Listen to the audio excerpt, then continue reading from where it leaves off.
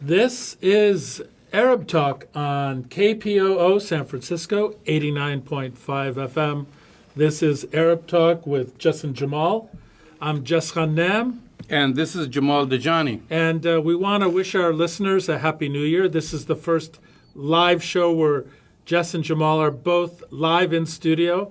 I want to welcome my co-host Jamal Dajani back from his trip to Palestine, to Jerusalem, which we will be getting to back in the show, later on in the show, Jamal. But the breaking news for today is that we're living in a moment of great historical significance, Jamal. This is only the third time in the history of the Republic, in the history of the United States, that a president of the United States, a sitting president of the United States, in his first term has had articles of impeachment voted on by the Congress and now walked over, sent over to the Senate, and now accepted by the Senate for a trial. This is truly a historic moment. The Chief Justice of the Supreme Court, John Roberts, today was sworn in. He's the official judicial officer or judge in this Supreme Court, in this hearing in the Senate. We have the 100 senators who have been sworn in today, Jamal, as the official jurors of the impeachment trial. This is truly a historical moment. And in the midst of this historical moment, Jamal, we have so much breaking news. We're going to be talking about Lev Parnas, who is arrested under federal charges of campaign finance breaches. But as it turns out, Lev Parnas, Jamal, is the right-hand man of Rudy Giuliani and has been doing a lot of dirty deeds behind the scenes in this shadow government. We're also going to be talking today about the ruling from the GAO, the Government Accountability Office, that ruled that Donald Trump's basically withholding of congressionally mandated funds for Ukraine, when he held that up, it was deemed to be illegal because this money was mandated by law under the Congress to be given to the Ukraine. So net, Jamal, big historical moment. Donald Trump has been impeached, and now the Senate has been sworn in. The official trial soon to begin to determine whether or not Donald J. Trump should be removed from office as President of the United States. That's right, Jess. And you and I, before coming to the studio, we watched the swearing in of the Chief Justice, and then the Chief Justice himself swore all 100, they were calling 4 at a time, swearing all senators present in the room. So Chief Justice Roberts was sworn in to preside over the trial. I think just to give it a balance. I mean, this is the first time I watched the whole impeachment during the Clinton. We kind of didn't keep an eye. I didn't keep an eye on what was going on, but this is kind of captivating the nation. People are taking it more seriously, and then the difference is that Donald Trump is refusing, and the GOP, they are refusing to have witnesses testify in front of the Senate. So they want to hold a trial, which is, it's kind of ludicrous to have a trial without witnesses when every day we keep discovering a new leaf under this onion, like peeling an onion on a daily basis. And of course, you just mentioned the recent fallout continued today and yesterday, the allegations by Lev Parnas, who is a former associate of Trump's personal lawyer. And I watched tidbits of his interviews both on MSNBC and CNN. And I think there is another segment which will air tonight, 8 p.m. Pacific time, is it 8 p.m. Pacific? Well, anyway, you can look that up. And in those snippets, he called the president a liar because Donald Trump and they kept playing an old tape when he acted like he never met the man. I don't know the man. I never sat. And he said, that's not true. We've sat actually, because Donald Trump says, kind of to cover himself, he says, I don't know that man. Well, no, he says that, but he says, I meet a lot of people. People come shake my hands. And then Lev Parnas said, no, we actually had several meetings where there were 5 or 6 of us around the table. Actually, Jamal, what he said specifically, in addition to that, is Donald J. Trump knew everything that I was doing, knew exactly what I was doing. And I think one of the things from the MSNBC interview that was interesting, that Lev Parnas said everybody knew, meaning Pence, Pompeo, Mick Mulvaney, and he even implicated Bill Barr, the head of the Justice Department of the United States. Everybody knew that we were doing this, Giuliani and I were doing this, and that it had nothing to do with Ukrainian corruption. That's right. It had everything to do with trying to find dirt on Joe Biden, Trump's presumptive person that he would be running against. So this is really big news. And the Congress, when they filed their articles of impeachment, Jamal, didn't have this information. Now they do. Of course. And not only this, but he had several meetings with Donald Trump, several other meetings, of course, with Giuliani, heard Donald Trump speaking to Giuliani, and then the president stands in front of millions of people and says, I don't know this guy, right? I mean, this is the ridiculous thing. So now we have the former associate of Trump's personal lawyer, Rudolph Giuliani, that Trump knew of his efforts. This is what he said. Trump knew of his efforts to dig up dirt in Ukraine that could benefit the president politically. So the impeachment now, the impeachment charges center on the allegation that Trump withheld military aid and a White House meeting to pressure Ukraine to investigate his political rivals, abuse of including power. Yeah, so that's Well, there's two, Jamal. Abuse of power because he withheld military aid that had been approved by the Congress. And today, again, the breaking news: the Government Accounting Office, the GAO, found that when Trump did that through the OMB, Offices of Management and Budget, when he did that, that was illegal. That was against the law. The second article of impeachment is contempt of Congress. And this is the Congress can subpoena anybody it wants, including the president. And when you refuse to reveal and to come before a subpoena, either with documents or your testimony, that you're held in contempt.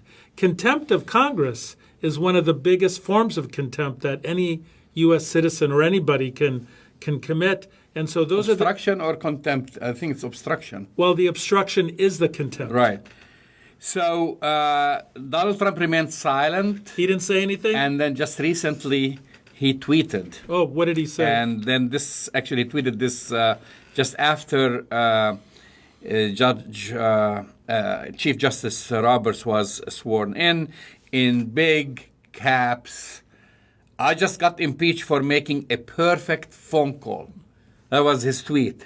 So right after the senators were sworn in for his impeachment, all in capital letters, I just got impeached for making a perfect phone call.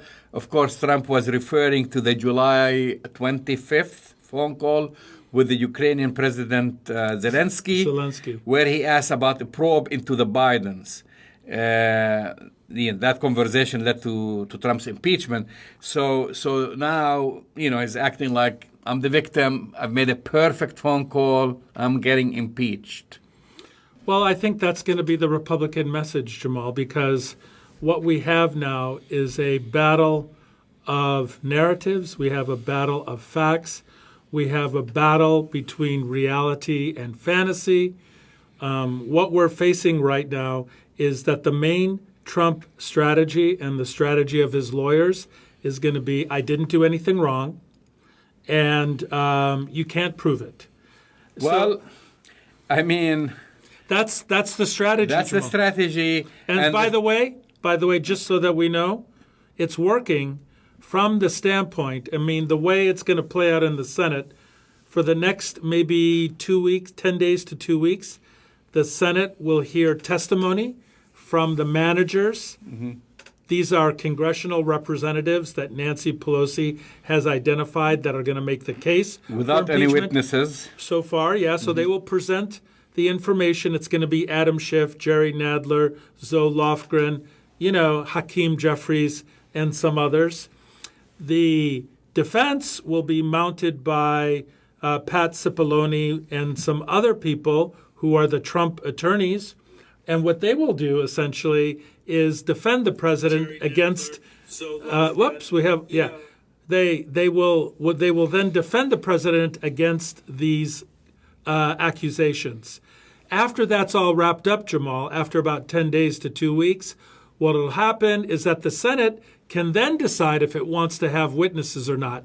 And as it stands now, even though John Bolton said he would be a witness, even though Lev Parnas said he would be a witness, even though Rudy Giuliani said he would be a witness, there doesn't seem to be political appetite among the senators, the Republican senators at this point, to get the 51 votes that they need in order to bring witnesses to the chamber. So I'm seeing two trials, Jess.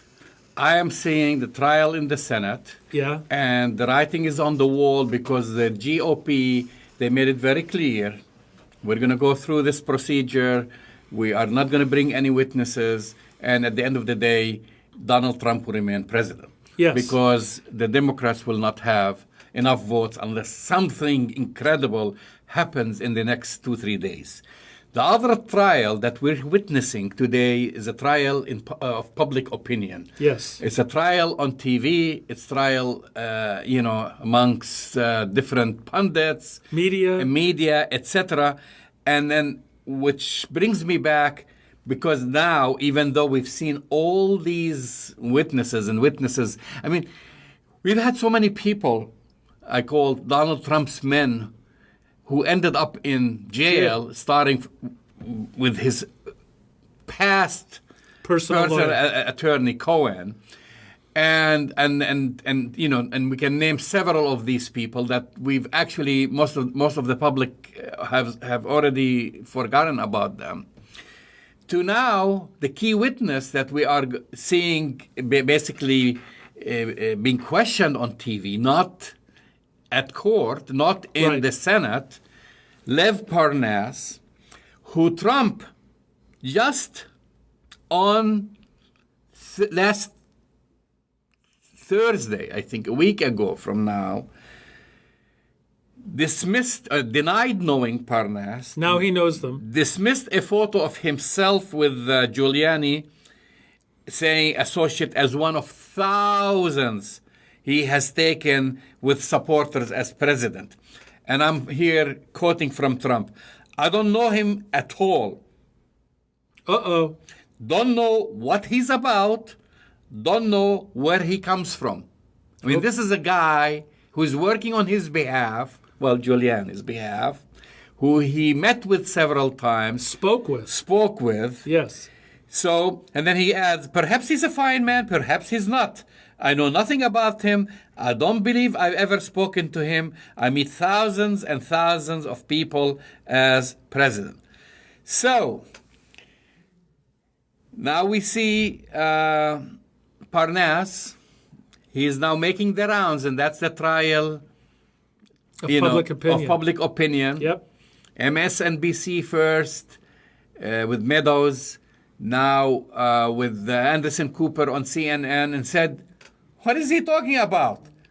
I sat with him with 5 other people. How can he not remember me? It wasn't like thousands amongst thousands and thousands of people. I've received directive from him. I've listened to his conversation with Giuliani on the phone speaker, on the telephone speaker. And I was acting on his behalf, and I'm willing to testify in the Senate. It doesn't seem, Jamal, that the GOP senators at this point. Now, I think you're exactly right. We have two trials. The trial that's going to take place in public opinion is one. And by the way, if you look at the polling, 70% of Americans, which includes obviously Republicans, Democrats, independents, 70% of Americans who've been polled about impeachment would prefer to have some witnesses come to the Senate and testify. There has never been an impeachment trial that didn't have witnesses. In fact, you could argue there's never been a trial, period, in our judicial system that didn't have some form of fact witnesses or testimony. So in terms of the court of public opinion, Jamal, it seems like there is a majority that do want to see witnesses come to the Senate. There are perhaps 5 senators that are vulnerable for re-election. Susan Collins, Murkowski of Alaska, maybe Mitt Romney, maybe Cory Gardner, maybe this Senator Sinema from Arizona. All the Democrats, all the Senate needs to do in order to have witnesses, Jamal, is have 4 senators say that they want to have witnesses. They get to the majority, the 51 votes in the Senate, and there will be witnesses. Now, do you think, you know me in terms of I like to make predictions and things like that. If you asked me a week ago when I was watching Senator McConnell basically say, I'm going to be working hand in hand with the president, hand in hand with the White House, so on and so forth, I didn't believe there would ever be any witnesses. But now with the revelations of Lev Parnas and the new revelations, Jamal, that there may have been surveillance of Marie Yovanovitch, the former ambassador to Ukraine, who was summarily fired from her job by Donald Trump, that she was being surveilled by U.S. citizens. And information was given back to the White House in order to get her fired. These are, if proven true, they're so outrageous. I got to believe that there's 4 senators that will vote to have witnesses. So I'm leaning a little differently now, Jamal. I want to know your take on whether or not you believe that we can find 4 Republican senators who might vote to have witnesses. It will be difficult from what I've been seeing. The GOP has been doing everything to avoid having witnesses. They also want to rush through this trial, and this is not by chance. Donald Trump now, I guess conceding that he got impeached in a way, not accepting it, but conceded. He said, I want a speedy trial. Why do you want to have a speedy trial? Tell me why. Because the longer this trial drags on, the more stories, the more witnesses, the more accounts that you'll have to present. So I think what their strategy is, although I just was reading to see after this we're in, it looks like the trial, according to McConnell, he read several unanimous consent requests related to the trial. The Senate then adjourned until Tuesday, January 21st, Tuesday. At 1 p.m. when the trial will begin in earnest. So today was the ceremonial presentation. Yes. We've seen them walking in the articles of impeachment, the swearing in, the Chief Justice. The trial really begins on Tuesday. Now, Donald Trump wants this over with in 2-3 days at the most. Now, from now till Tuesday, of course we have the weekend, but anything can happen. Absolutely. This Parnas is running from network to the other, saying few things here and there, tidbits. He's releasing information. Like a slow drip. And he knows, seems to me that he knows a lot. He's been a companion from the beginning to Giuliani, the confidant, not only the personal attorney of the president, but he's his confidant, sitting on conversations, sitting on phone calls, listening in. He even said he even heard things because Donald Trump, when he speaks on the phone, he yells. You don't have to put him on a loudspeaker. You can hear him yelling on the phone. So he knows more than what he said on TV. Right. And he's actually said he's ready. And the other person that he said also that knew a lot is Mike Pompeo. no. Mike the- Pence, Is the former national security John advisor, Bolton. John Bolton. who said he wants to testify. And he said between the two of us, this is I heard him, I had to actually replay. He said between the two of us we can cover the whole kind of the whole story. So between him and Bolton, basically all the facts will come out. I mean, the two charges that there was an obstruction going on, this came later on, but definitely that Trump used his power and used basically the U.S. military aid to the Ukraine to basically collect dirt on Biden and his son. And so he has all the details.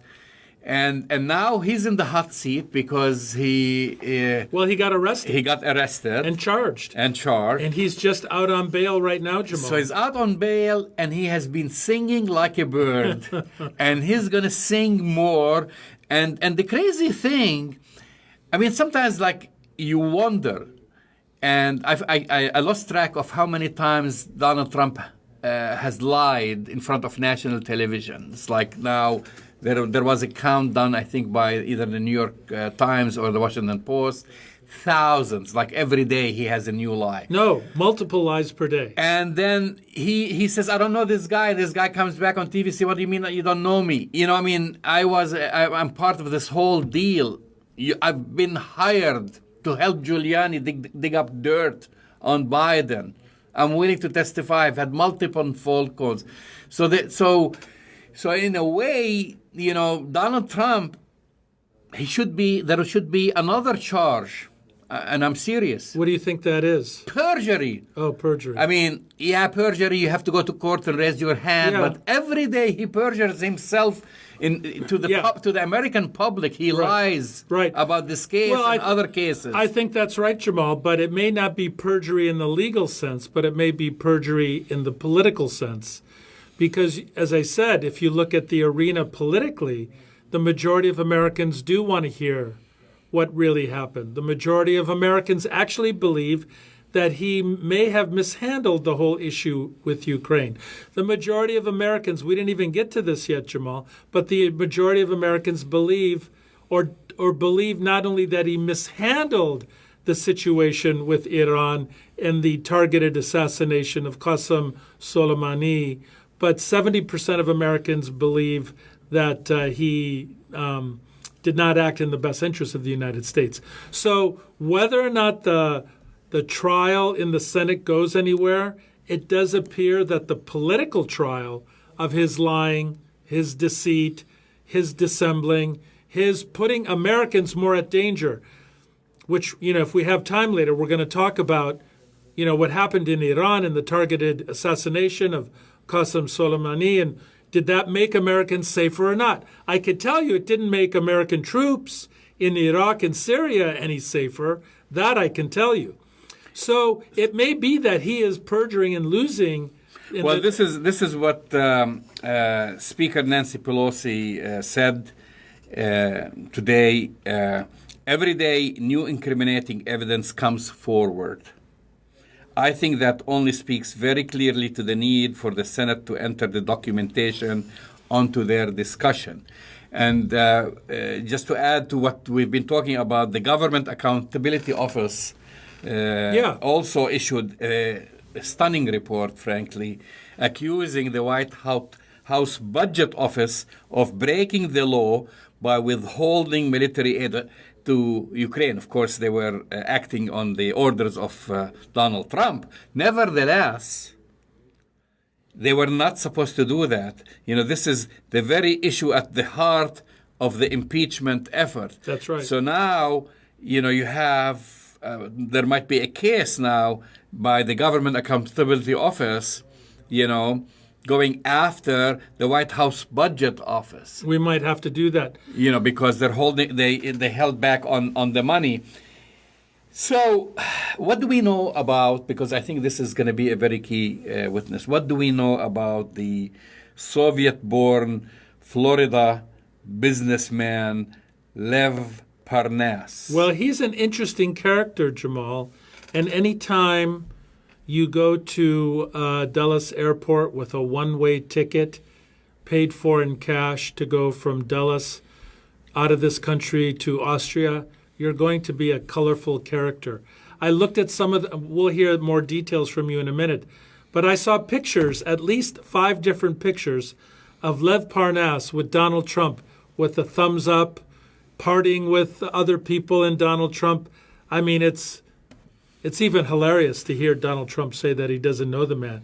There are multiple pictures of him hanging out, arms around each other, partying in Mar-a-Lago or at the Trump Hotel. But why don't you tell our listeners a little bit about the man, Lev Parnass? Well, one thing, I mean, everybody knows that he's a close associate of Trump's personal lawyer, right-hand man, they Rudy say. Giuliani, and they've known each other for years. Lev, of course, was born in Odessa, the Ukraine, under the Soviet Union, so he's Ukrainian by origin, born in 1972. Lev, the name means lion in Russian. This is a factoid, right? So he settled in Florida when he was 23 years old, co-founded a company called Fraud. Global Energy Producers. He actually has a company. Another named Fraud Guarantee. Fraud Guarantee. And when he said that, and you're right. So there was Fraud Guarantee, reportedly, so he could bury Google search results about the history of deaths and court judgments against him. Right. So he had, like, this guy has a very shady past 100%. of debt and court judgment and bankruptcies. So he creates this company called Fraud Guarantee, and he actually almost was apolitical, had very little interest in politics until Trump ran for president.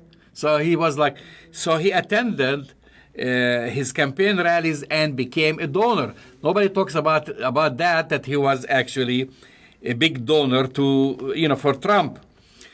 So after, of course, the shock and the surprise win of Donald Trump, Parnass became closer to Giuliani. Once he knew, like, Giuliani now, so this is when he started work on his behalf to collect dirt. This is what one thing led to the other, and this is what he said to another interview to the New Yorker. Because of my Ukrainian background and my contacts there, I became like Rudy's assistant, his investigator. I don't do anything on my own. I don't lobby people. I go get information. I set up a meeting. I make sure that the call went right. I make sure the translation is done right. So this is when he got pretty much tapped by Giuliani, because he's, of course, speaks Russian and Ukrainian, and started working for him. So it seemed that the relationship started to kind of develop further. Absolutely. And Giuliani started to rely on him more and more. And he started talking about things like, he asked me, like, I'm just giving another quote, after a meeting, after Giuliani met with him, asking for help organizing top-level meetings in the Ukraine. So I don't know this guy, how much he's connected to the Ukrainian government and so forth. Giuliani, and this is, I'm quoting, he asked me after our presidential elections to help with meeting the newly elected President Zelensky, but I told him that's impossible for me to help. We exchanged some newspaper and mass media articles, but nothing else. And then he started then later on trying to set this up with the meeting. So it looks like, it doesn't look like this guy is very much connected. And Giuliani's, this is what happens when you deviate from the traditional procedures. I mean, Of just the State Department. The State Department. Otherwise, why do you have an ambassador? Well, it's called a shadow government. So instead of going, through the ambassador, of course, they got rid of her, but instead of going through the proper channels, which is through the State Department, through the ambassador, through their connections, through the whole staff, they used this guy just because he happened to be Ukrainian and he spoke Ukrainian.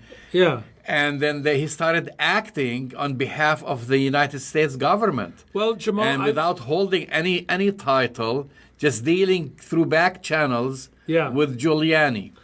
This is how shady this whole operation is. You're listening to Arab Talk on KPOO San Francisco, 89.5 FM. This is Arab Talk with Jess and Jamal. We're broadcasting live on Facebook Live on Jamal Dajani 2. That's the number 2, Jamal Dajani Live. I'm sorry, Jamal Dajani 2, live on Facebook. We're also broadcasting live from our studio in San Francisco at 89.5. And if you didn't catch the entire show today, you can catch it on our podcast later. Jamal, I want to look at the big picture here because Lev Parnas is saying some very explosive things about who knew this. The question, Jamal, is who knew what, when, and where? And rather than this being an isolated incident between the President of the United States and Rudy Giuliani, Lev Parnas is implicating a very large circle of official government people who were in on the fix and in on this extreme illegality. Not only does he implicate the president having direct knowledge and directing the whole thing, he implicated Mike Pence, the vice president, whom Parnas said knew everything. He implicated Mike Pompeo. So while they're allegedly surveilling a U.S. ambassador, Mike Pompeo is aware of this entire crazy scheme that Lev Parnas is doing. He also implicated William Barr, the Attorney General of the United States, responsible for the laws of this country. I mean, even if like 10% of this is true, Jamal, the profound nature of the obstruction here, of the illegality, of the kind of grotesque abuse of state funds and state power is so enormous. I don't want us to lose sight of the big picture looking at some of these details, which are immensely important. This is so much worse than what Bill Clinton did. I mean, Bill Clinton, he had an affair with Monica Lewinsky. He lied about it. Boom, he got impeached. Richard Nixon, he paid these plumbers to break into the Democratic National Committee headquarters and, steal information. Yeah, sure. He resigned. And he resigned. The enormity of this scam, Jamal, is so massive, and it's so kind of grotesque in terms of what it says about the perversion of the system of government that Trump has managed to do and implicate all of the levers of power. We shouldn't lose sight of that. Lev Parnas, as it turns out, is a small player in this larger picture. I don't know what this, he has a very shady history. He might appear, he moved very fast. Very fast. But through this, there are a lot of unanswered questions. Absolutely. Like, for example, did you know that Parnas and Mike Huckabee went to Israel? What? Yes, to meet with David Friedman and Benjamin Netanyahu's son, Yair Netanyahu. What? What is Lev Parnas doing in Israel? I'm just giving you. So what's the connection there? What's going on? Oh, so the circle keeps kind of like getting bigger. Getting bigger here. Yeah. So he's in one way he's a nobody, but he's somebody. He's a nobody. He has a very shady history. He has bankruptcies and he's shady. and collections going on because of fraud and stuff like this. And then all of a sudden, he's catapulted to meet the President of the United States. He's running around with his personal attorney. He is meeting with the ambassador, the U.S. ambassador in Israel, and the son of the prime minister, the Israeli prime minister. So I don't know. That's why Donald Trump wants to rush this trial. You're right. There are, and this is one source, and this is kind of like, 2 weeks ago we weren't talking about him. Right. And now he's a major character, and I think you'll find out through other connections. And because history with Donald Trump keeps repeating itself, is as soon as you fall down, Donald Trump will step on you and basically throw throws you under the bus. And then he hasn't learned his lesson that when you do that to people, they start singing like a bird. Right, and that's what Lev Parnas is doing. So, I mean, look at all the accusations we've heard before, even though unrelated to the Ukraine, with his former person, Attorney Cohen. Yeah. People don't talk about this anymore. I do. I mean, we talk about it, but then now we have Lev Parnas, and I think the other key person is going to be John Bolton. There's another interesting piece, just to kind of bring this to another level. Lev Parnas admitted to having conversation with Devin Nunes, the California congressman who's been the biggest or among the biggest supporters of Donald Trump. He's on the Intelligence Committee with Adam Schiff. He's, one of the shills for Donald Trump. So last week, Parnas had said that, I talked to Devin Nunes about Zelensky and this whole thing that I was doing in the Ukraine. Last week, Devin Nunes issues a statement saying, I never heard of this Lev Parnas. I never heard of him. I don't know who he is. So what happened yesterday before the Rachel Maddow's interview with Lev Parnas, Jamal? Devin Nunes' office issues a statement saying, oh yeah, I had a conversation with Lev Parnas. I don't remember what we talked about, but it's, nothing of nothing. So I do think you're right. I mean, it seems that Lev Parnas has touched the inner circle of Trump. He's touched congressmen who have carried water for Trump. Now, I'm going to play devil's advocate. If you get arrested by the U.S. government charged with a felony, you're probably going to do whatever you can to try to cut a good deal, right? That's right. So his motivation to sing like a bird is not out of the goodness of his heart to tell the truth. Neither was Cohen's motivation. Yeah, right, it's the same. Let's just keep that in mind. The guy has been shady his entire life. So the way I think about Lev Parnas, he's shady. You would never want to do business with him. Let's hear what he has to say. Let's be skeptical. But if even 10% of what Lev Parnas has to say, Jamal, it's going to be devastating for the President of the United States. You're listening to Arab Talk again here on KPOO. Jamal, we only have about a few minutes left. I want to talk about a few more things. We're going to be covering impeachment. Probably for the next couple of weeks. Months. Even though they want to end it very quickly, but I think it's going to drag longer. Absolutely. But I want to talk about, you just came back from Palestine. That's right. We interviewed you briefly last week about Palestine. You had some very intense, poignant things to say, and I just want to remind you that one of the things that kind of resonated with me was existence is resistance. And you said that in the context of because when you think about all this stuff with impeachment, the kind of situation in Syria, the situation with Iran, all the craziness that's going on with Benjamin Netanyahu, the question of Palestine, the central question of dignity, of respect, of justice in Palestine, that has fallen off the radar for everybody in the mainstream media, and we don't even hear about it outside of our show. We don't even hear much about Palestine anymore. You were there for a number of weeks, Jamal. I don't know what the right word is to use. Malaise is not the right word, but Palestinians have been going through so much right now with their own government, with what's happening on the national stage. The siege of Gaza continues. Economically, things are very difficult in Palestine right now. Israel continues to steal Palestinian land.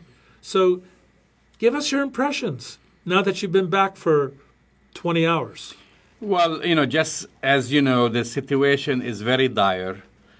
Especially, I haven't seen actually the situation as dire as it is now, or as it was for me to see during the past 4 weeks. Wow. Since Donald Trump took office, I think Palestinians, even though we may differ about the Oslo Agreement, and I think it was a colossal mistake. Yeah. However, Palestinians were negotiating with Israel in good faith, following, Since the 93, dictates of the Oslo Agreement, that first they're going to establish their state on Area A and then move on to the other territories, and the largest of which, by the way, is Area C, including East Jerusalem. Now comes Donald Trump. He moves.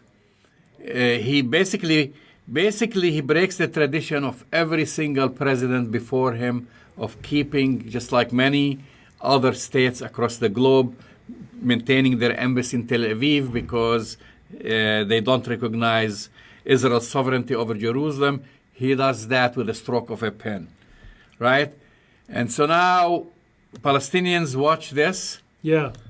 And then, of course, followed by the annexation of the Golan. Right. And just last week, and this is another statement reaffirming previous ones, U.S. Secretary of State Mike Pompeo, and I was there, said that Washington's backing for Israel's settlements in the occupied West Bank will advance Israeli-Palestinian peace. Imagine. Unbelievable. So, statements like this not only anger Palestinians, but frankly, they are shocked and they feel that they are being bullied. Absolutely. By the United States. Not only that they suffer under Israeli occupation, but they feel, if there was maybe a 5% hope or a 10% hope that the United States might play a positive role, there is now 0% as far as Palestinians go in believing this current administration that it's going to do anything to advance peace between Israel and the Palestinians. So all what they're seeing is really full support for Israel. And they've been played, from day one. Remember, the deal of the century that everyone is still waiting to hear. What's the deal of the century? All right, Jared Kushner. It's just like unfolding, right? It's unfolding, and we know the deal of the century means the annexation of Area C and East Jerusalem. More settlements. The annexation of the Golan Heights, which is Syrian, and basically a reversal of 4 decades of U.S. policy. This is a reversal that Pompeo, which, by the way, he made that announcement first in November, right, reaffirmed it last Wednesday, that the United States no longer viewed Israel's settlements on the West Bank land it captured in the 1967 war as inconsistent with international law. So, what hope do Palestinians have when they see that the United States has become the judge and the jury and the executioner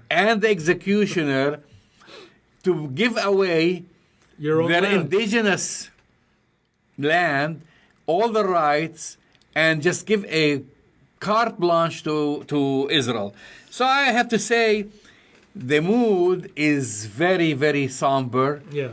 And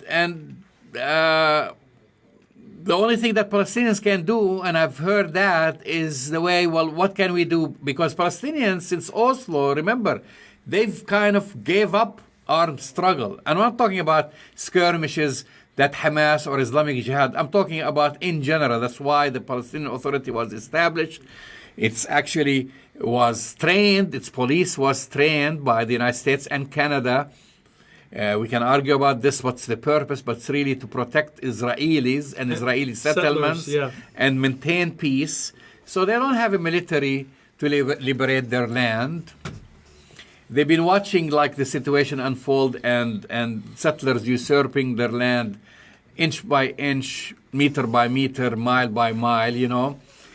And so the only thing that they can do now, despite Israeli efforts to basically ethnically cleanse the land, is to exist. Exactly. And that's why when I told you existence is resistance, because hanging on to the little land that they have and staying, on their own, in their own towns and villages is a type of resistance. It's a peaceful type of resistance, but nevertheless, they don't see any support, not from the United States, and the United States is working against them, but also the international community is so exhausted. They forgot. At dealing with all other issues in the Middle East, from the Syrian issue to the most recent thing, an almost major war in the Middle East triggered by the assassination of Soleimani, that we came this close to a major war breaking between the United States and Iran, which would have put the whole region in flames, that the issue of Palestine, in a sad way, aside from what the Palestinians are doing in a peaceful way, trying to kind of reassert their existence, is hopeless from their view. You know, Jamal, you were also there at the time, and I wondered if you could comment on this. At a time when Benjamin Netanyahu, he had been indicted, he was unable to form a government, there has to be new elections again. But Benjamin Netanyahu, because of his close relationship with Donald Trump, is trying similar things. And when you were there, he asked the Knesset to grant him immunity from prosecution. I haven't heard anything about that. Did you hear anything about the status of his indictment and whether or not he has enough votes in the Knesset to protect him or to give him immunity from these indictments? Well, I mean, look, in March, which is just around the corner, there's going to be another round of elections. The different parties have been jockeying now, the Labor and been making its moves to create different coalitions. Things keep changing, and things will get sorted out. Now the issue is, if Benjamin Netanyahu ends up winning again, then he will postpone he'll postpone going to jail, really, not just indictment, because we know what happened to the former Prime Minister Olmert. He was in jail. Yeah, and others. So the only trick for him to do, and this is just by Israeli law, that they cannot indict a sitting Prime Minister. So he does have that immunity, and he's been living off this immunity. That's why he's the longest serving Prime Minister in Israel. However, there has been recently, because of different issues going on, that maybe, and I'm not sure if this is the case, but maybe that bromance between Netanyahu and Trump is cooling off. Really? Yeah. I'm surprised. Yeah. So there has been some statements. There have been some statements, Jess. Instead of gushing over Netanyahu and boasting of what he called the warmest U.S.-Israeli relationship in history, Trump has been backing away. Like, he's been distancing himself from Netanyahu. He's made some statements, but he's been like saying, our relationship with Israel, blah, blah, blah, versus Netanyahu. So he had several statements where the Israeli media have been noticing when Trump did not utter the name of Benjamin Netanyahu once. I think that's important. You know, so there is something that maybe Trump senses that Netanyahu might fall before he does, because if he loses in March, he could end up in jail in April. That's right. And so he's distancing himself away from him. We're going to be talking about this for a long time, Jamal. And the last little item that I want to bring up is kind of a testimony to what we've been saying about Palestine. I happened to be watching on Friday Jeopardy. I know this sounds weird. So here is Jeopardy, one of the longest running game shows. And the question is, I'm going to interrupt you because there is something funny about this. Okay, but hold on. Let me just tell you, when the news broke about this, I was actually in Bethlehem. Oh, that's funny. I read about it when I was in Bethlehem. That's funny. Well, here's the story for our listeners who don't know about it. So it's Jeopardy in the regular round, and the question is, where is this church? And they list churches all over, the world. One of the churches they listed is the Church of the Nativity. Now, anybody who knows anything about Christianity and the birthplace of Christ knows that the Church of the Nativity is in Palestine. So there's 3 contestants. The contestant that buzzed for the answer first happened to be the champion of the day. It's a woman who was the champion of the day. She's from New York, from Brooklyn. She sees the question, where's the Church of the Nativity? She buzzes it. She gets to say the answer. She says Palestine. Alex Trebek says... The host, Alex Trebek says, she gets beeped twice, not true. Another contestant beeps. He says Israel, and Alex Trebek says correct. Right. So the Twitter sphere, Jamal... I mean, Alex Trebek is beloved, by and large, by most people. The amount of shade from tens of thousands of Twitter followers who followed Jeopardy were amazing to jump on Alex Trebek and the show Jeopardy for getting this so wildly wrong. Breaking news, Alex. The Church of the Nativity is in Bethlehem, which is in Palestine. And you should have that contestant that got buzzed wrong should be asked to come back and regain her throne again as champion on Jeopardy. You have a quick update, Jamal? Actually, she won. Jeopardy gave her back the $200 for this question, but never apologized. I used to say all the time, Americans learn their history through conflicts. Or the Americans learn their geography through conflicts. In this case, it wasn't. So either Jeopardy has to apologize or they have to fire, not the host, because they have to fire the judges, the producers, yes, and the researchers, and not just say, oh, well, we actually gave her the money afterwards, because people all over the world watch that video. They have to publicly, in the next show or so, say we've made a mistake, and we're sorry about it. And on that note, we've come to another close of Arab Talk. You've been listening to Arab Talk with Jess and Jamal. We've been broadcasting live from KPOO Studios, live in San Francisco.